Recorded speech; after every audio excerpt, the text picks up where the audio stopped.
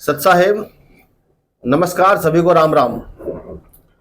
संत रामपाल जी महाराज के ऊपर सन 2006 से लेकर के और बरवाला कांड होने तक यानी 2014 तक 12 केस लगे हुए थे।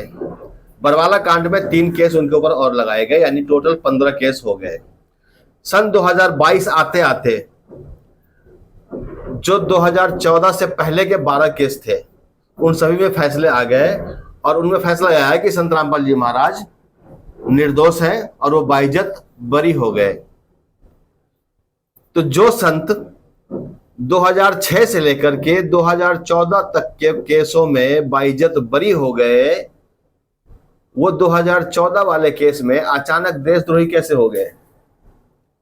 ये एक बहुत ही बड़ा गंभीर सवाल है और इसके पर हम सभी को विचार करना पड़ेगा, हम सभी को सोचना पड़ेगा इसकी क्या वजह है। देखिए, हमारे देश में झूठी शिकायत करना, झूठा एफआईआर लिखवाना यह अपराध की श्रेणी में नहीं आता। कोई आदमी किसी के खिलाफ झूठी गवाही दे दे, यह अपराध नहीं है। पुलिस वाला झूठा एफआईआर करके झूठी जांच रिपोर्ट दे दे, यह अपराध नहीं है। वकील झूठा केस लड़ रहा है, यह अपराध नहीं है। मीडिया झूठी खबर दिखा रहा है, यह अपराध नहीं है। जज बाबू, जो भ्रष्ट जज है, मैं उनकी बात कर रहा हूं, जो जज बाबू झूठे फैसले लिख दे रहे हैं, यह अपराध नहीं है। यह एक बहुत ही बड़ा गंभीर सवाल है। जब इनके ऊपर आप विचार करेंगे तो आपको यह समझ में आ जाएगा कि संत रामपाल जी महाराज के ऊपर देशद्रोह का केस क्यों लगाया गया और उनको देशद्रोही क्यों बोला गया। संत रामपाल जी महाराज ने 2006 से लेकर के जो उनके ऊपर केस बनना स्टार्ट हुआ, तो 2006 से उन्होंने अपने खिलाफ सीबीआई की जांच मांग करी। उन्होंने कहा कि अगर मैं गलत हूं तो आप मेरे खिलाफ सीबीआई की जांच करवा लो। अगर आप सीबीआई जांच लगा देते हो तो अदालत का टाइम जो है ना बच जाएगा, समय खराब नहीं होगा। जो 16 साल लगे फैसले आने में और तारीख पर तारीख लगे हुए थे, ये नहीं करना पड़ता। जो धन हानि हो रही थी अदालत आने जाने में, ये चीज नहीं होता। तो संत रामपाल जी महाराज कह रहे थे कि अगर मैं दोषी हूं तो आप सीबीआई से जांच करवा लो, दूध का दूध पानी का पानी हो जाएगा। लेकिन अदालतों की इन बात को मानना ही नहीं था उन्हें। क्यों नहीं मानना था? क्योंकि उन्हें घूस चाहिए था। उन अदालत में बैठे हुए उन भ्रष्ट जजों को घूस चाहिए था, रिश्वत चाहिए था। उनको पता था कि इनके खिलाफ सारी केस झूठी बनाई जा रही है, उनको ये मालूम था। तो वो चाह रहे थे कि इन झूठे केसों को हम खारिज तो करेंगे, लेकिन खारिज करने में हमारा क्या फायदा है, तो हमारा ही कुछ भला हो जाए। इसीलिए उन्होंने संत रामपाल जी महाराज जी से बार बार रिश्वत की मांग कर रहे थे। और इसका विवरण संत रामपाल जी महाराज ने 3 किताबें लिख करके उसमें पूरे ब्यौरा लिख रखी है। भ्रष्ट जज कुमार पर, सच बनाम झूठ, न्यायालय की गिरती गरिमा। संत रामपाल जी महाराज ने उन तीनों किताबों में यह स्पष्ट लिखा हुआ है कि कौन सा जज कौन से सेशन कोर्ट का था और किसने कितना रुपया हमसे घूस मांगा उस केस को खत्म करने के लिए, उन झूठे मुकदमों को खत्म करने के लिए। लेकिन संत रामपाल जी संत हैं, गलत काम महापुरुषों को शोभा नहीं देता, इसीलिए उन्होंने कोई रिश्वत नहीं दी। उन्होंने कहा कि हमारा भगवान हमारे साथ है, तो इन झूठे मुकदमों में फैसला भी वही लिखेगा। और वही हुआ। 2022 आते आते संत रामपाल जी महाराज उन 12 केसों में बाइज्जत बरी हो गए। लेकिन उन 12 केसों का फैसला देने में कोर्ट ने 16 साल का समय खराब किया। 16 साल। संत रामपाल जी महाराज के उन 3 किताबों का जो अगर सार आप समझेंगे तो उसका एक अगर छोटी सी सारांश अगर मैं बताऊं तो उसमें यह आता है कि संत रामपाल जी महाराज इन जजों को कह रहे हैं कि अरे तुमसे तो अच्छे जो गांव के पंचायती होते हैं ना, वो होते अंगूठा टेक है, पढ़े लिखे नहीं होते, बहुत कम पढ़े लिखे होते हैं, लेकिन उनके अंदर बुद्धि, उनका ज्ञान होता है उनके अंदर।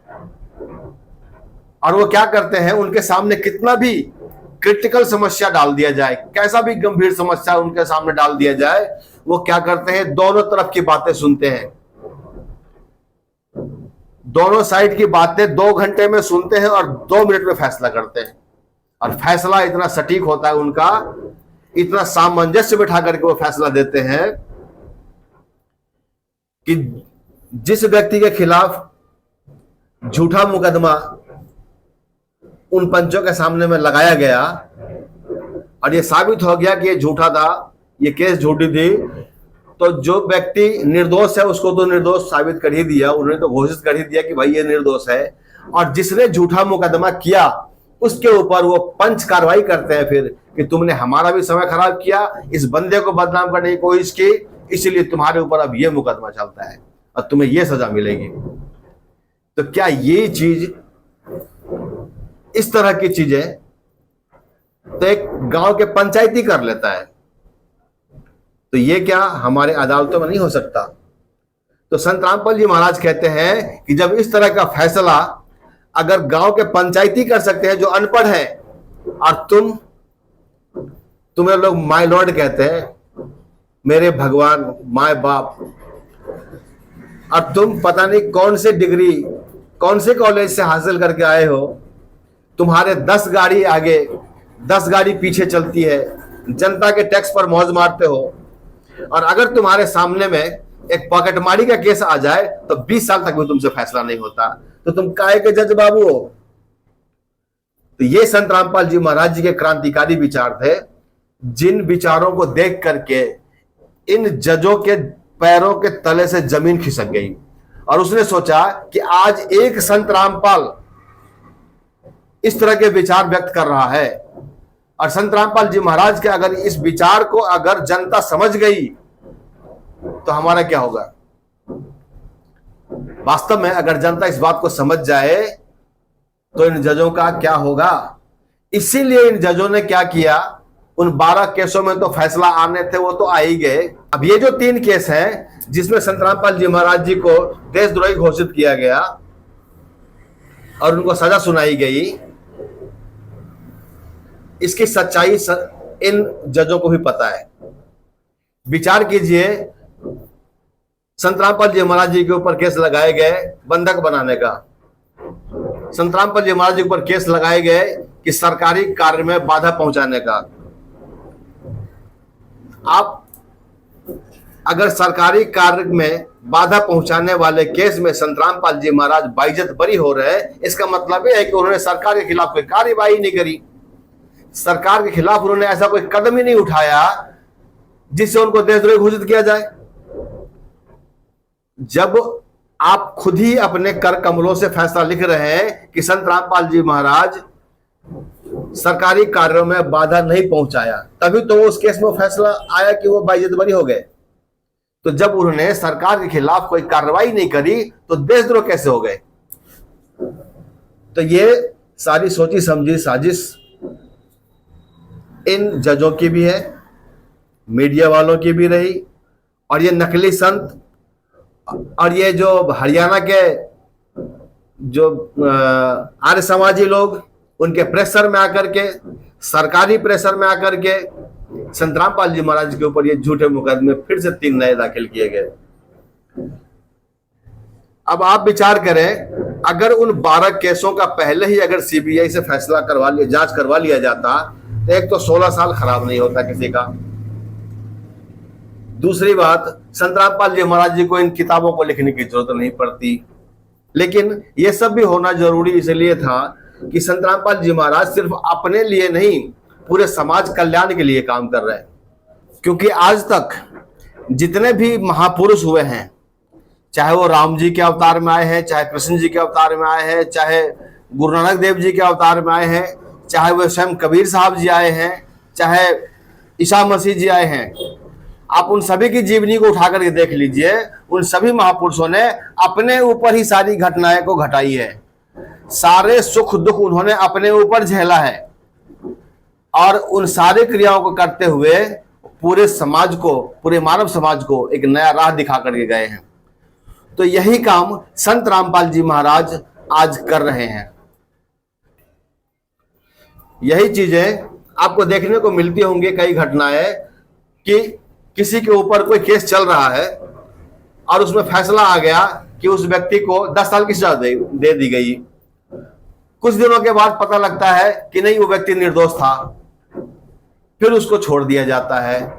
अब वो 10 सालों का जो सजा उस व्यक्ति ने जो काटा है, उन 10 सालों में उस व्यक्ति के घर का क्या हालात हुआ होगा, उसके परिवार बिखर गए होंगे, उसकी जिंदगी में कितनी परिवर्तन आई होंगी, उसका क्या से क्या हो गया होगा, आप विचार नहीं कर, सोच नहीं सकते।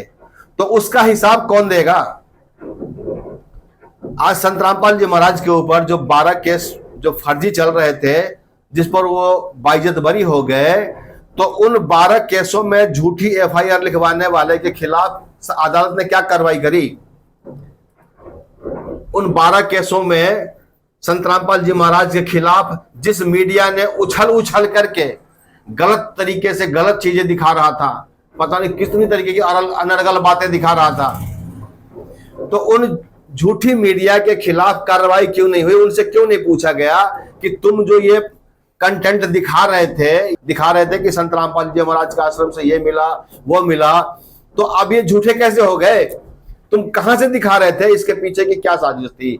तुम इसका जो है जवाब दो। तो जब इस चीज की जवाबदेही मांगी जाएगी ना इनसे, तब देखना ये कानून में आ जाना चाहिए।